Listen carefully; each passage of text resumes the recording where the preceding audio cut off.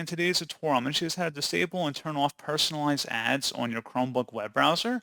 So this should hopefully be a pretty straightforward process here, guys. And without further ado, let's go ahead and jump straight into it. So all you have to do is open up your Chromebook browser and select the menu icon up at the top right.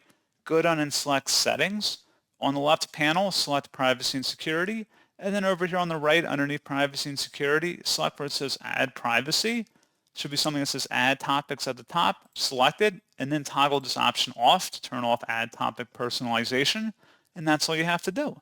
So pretty straightforward process, guys. And as always, thank you for watching. I do hope that was able to help you out, and I do look forward to catching you all in the next tutorial. Goodbye.